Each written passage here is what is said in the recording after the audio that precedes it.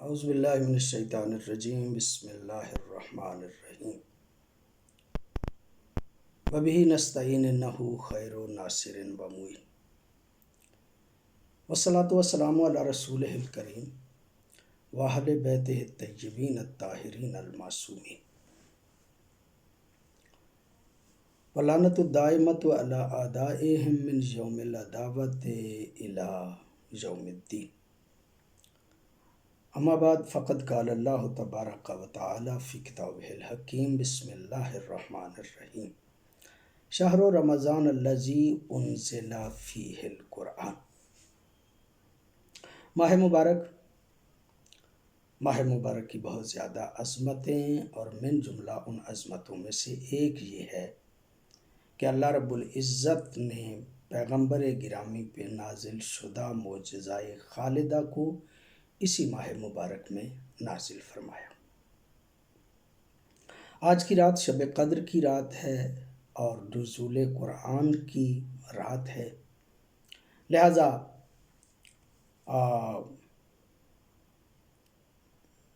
یہ طے کیا گیا کہ آج کی رات کا پروگرام بھی نزول قرآن ہی کے حوالے سے آپ کی خدمت عالیہ میں پیش کیا جائے۔ جب نزول قرآن کی بات کی جاتی ہے تو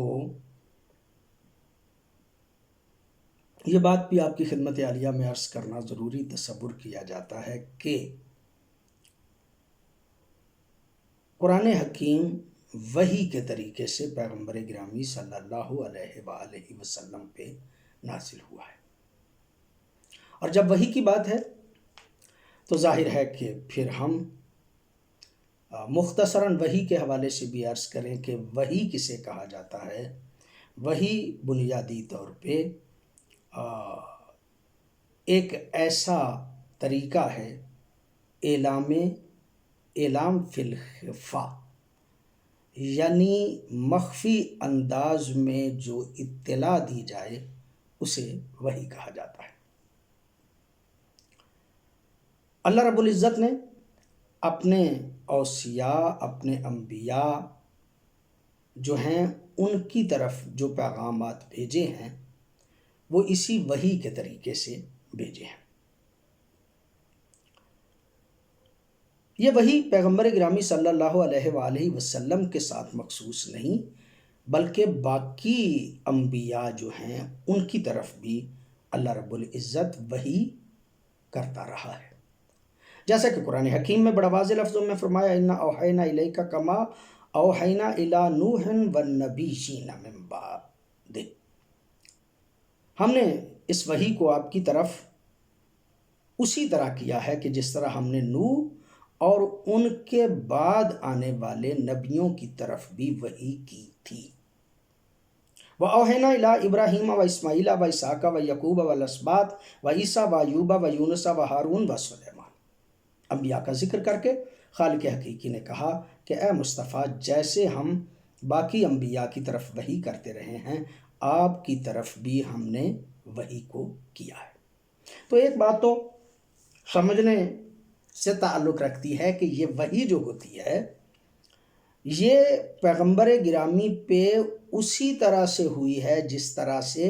پہلے نبیوں پہ ہوتی رہی ہے، اور جن ذرائع سے باقی انبیاء پہ وحی ہوتی رہی ہے اسی طرح ہی پیغمبر گرامی صلی اللہ علیہ وآلہ وسلم پہ وحی جو ہے وہ ہوئی۔ تین صورتیں عام طور پہ بنتی ہیں وحی کے بارے میں کہ یہ تین صورتیں جو ہیں ان سے پیغمبر گرامی پہ وحی جو ہے وہ ہوئی۔ ایک تو طریقہ یہ ہے کہ پیغمبر گرامی کے دل پہ اللہ رب العزت اپنے کلام کو نازل کر دے، یعنی خالق حقیقی جو چیز پہنچانا چاہتا ہے وہ قلب نبی پہ نازل کر دے، یا یہ ہے کہ نبی، دوسرا طریقہ یہ ہے کہ من وراء حجاب، پردے کے پیچھے سے نبی کے لیے آواز آئے، یہ بھی وحی ہے۔ یعنی ایک تو خود قلب پہ، دوسرا یہ کہ من وراء حجاب، جیسے کہ حضرت موسیٰ کے لیے کوہ طور پہ فَاخْلَعْنَا عَلَيْكَ انک بالواد المقدس سے طویٰ، درخت سے آواز آ رہی تھی من ورائے حجاب، یعنی پردے کے پیچھے سے آواز آئے، یہ بھی وحی ہی قرار پاتی ہے۔ اور تیسری چیز کہ اللہ رب العزت فرشتے کو جو مخصوص ہے اس کام کے لیے، اس کو اپنے نبی کے پاس بھیج دے، انبیاء میں سے کوئی بھی نبی ہو،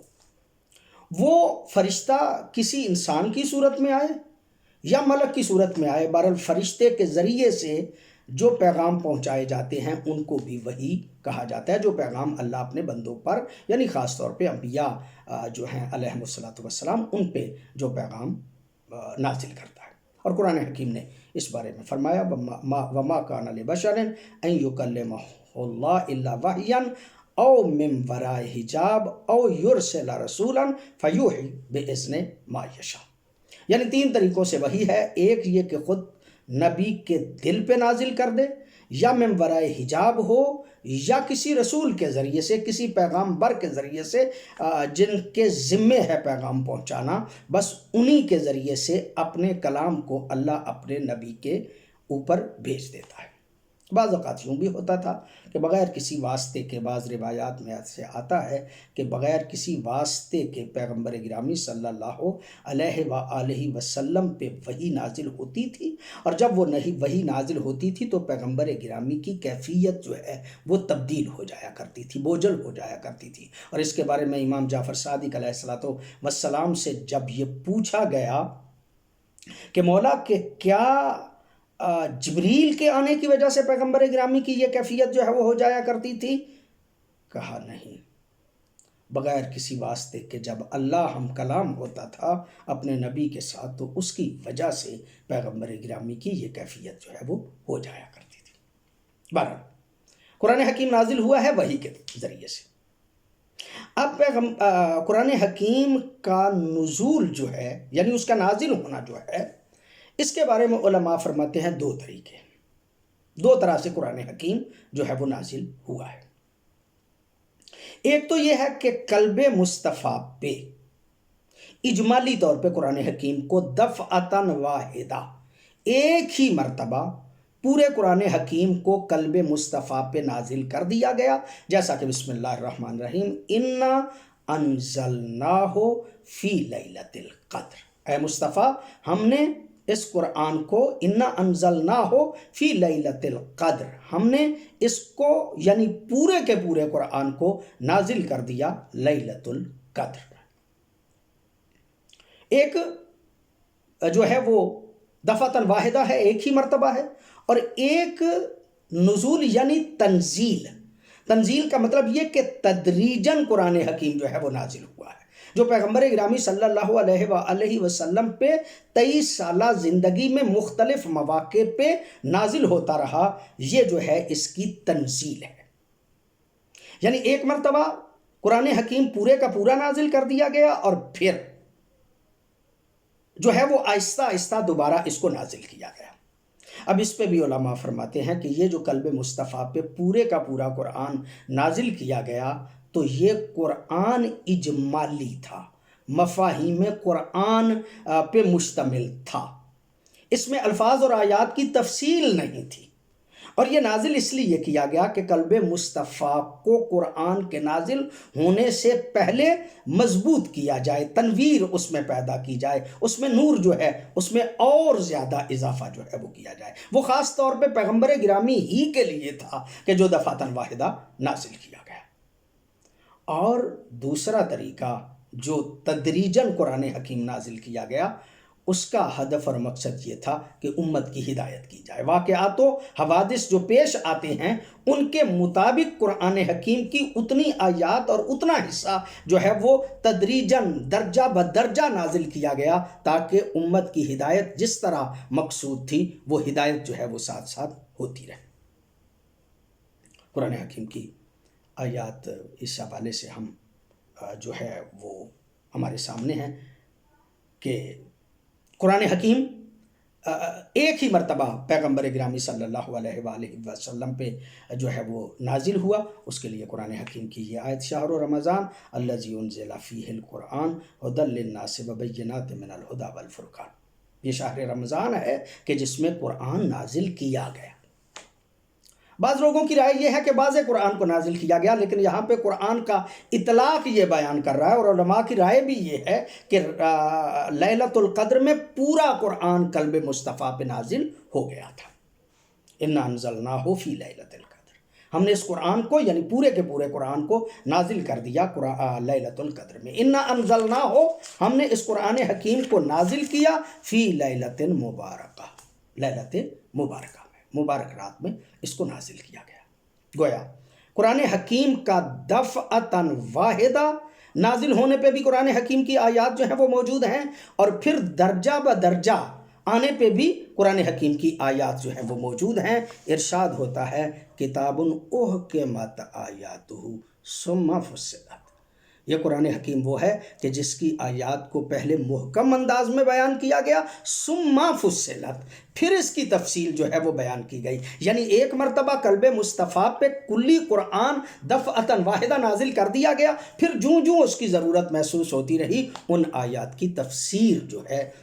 تفصیل جو ہے وہ بیان ہوتی رہی۔ پیغمبر گرامی صلی اللہ علیہ وآلہ وسلم کے پہ قرآن حکیم جو ہے اس کو نازل کیا گیا ایک مرتبہ دفعتاً واحدہ، اور دوسری مرتبہ تدریجاً قرآن حکیم جو ہے وہ نازل کیا گیا۔ آج کے پروگرام سے محمد اصغر یزدانی کو اجازت دیجیے۔ والسلام علیکم ورحمۃ اللہ وبرکاتہ۔